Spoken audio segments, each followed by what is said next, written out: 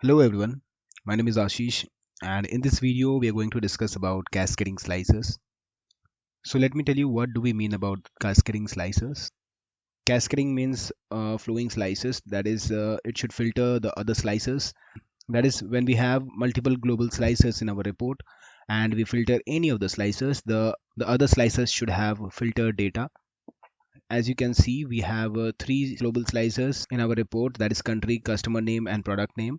And here if I filter any slicer, suppose I'm filtering country Australia, so you can see the graph is filtering, but this other global slicers, that is customer name and product name, are not getting filtered. Let us see why this is happening.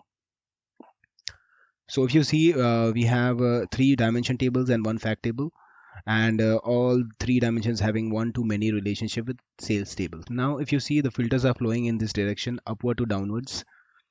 So if I am filtering customer, it is not filtering product because it does not have any relationship with product. So normally what we do is we turn this relationship to a bidirectional relationship. Here you can see the cross filter direction is single, and if I make it both and apply the change and do the same thing in the other two relationships, let me do it for this one as well. So if I do the cross filter direction to both and apply the change, then if I go to the report, now if we see, for Australia we have Michael as a customer name and Levi's jeans as product name. So now it is getting filtered and this was our requirement. But we're not going to do in this way, because whenever you turn these relationships to a bidirectional relationship, suppose we have another fact table and the customer is related to that fact table, then what will happen is this sales table can also filter the other fact table, which can drastically slow down your report, and it is not advisable. We have an easy way to do that. Let's make all these relationships as single direction.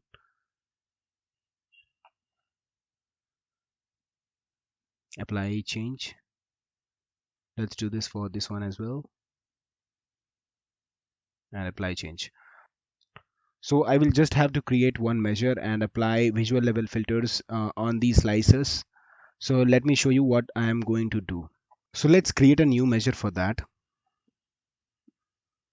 Let's name it as cascading. Here I'm going to check if our sales table is empty. So we'll use isEmpty function and write sales table. We don't want this table to be empty, so we'll apply not function here. And if our sales table is not empty, it will return true, else it will return false. So now we want to return the value in 1 and 0, so we'll add int function here.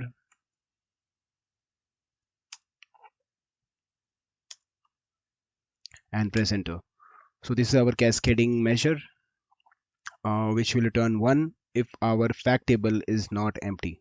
Now what we will do is we'll apply this measure as 1 in all the global slices as a visual level filter. So here is our cascading measure. Let's add in this visual level filter and show items when the value is 1 and apply the filter.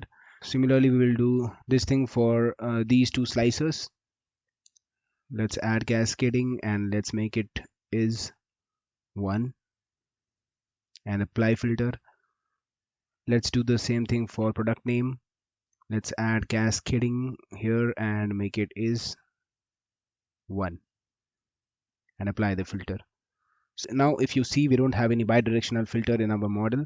So now let's go to the report and see how it is working. So if I filter Australia, you can see we have the same name, Michael as customer name and Levi's jeans as product name. So we have achieved this solution in a very easy and efficient manner without making our data model suffer by using bidirectional filters.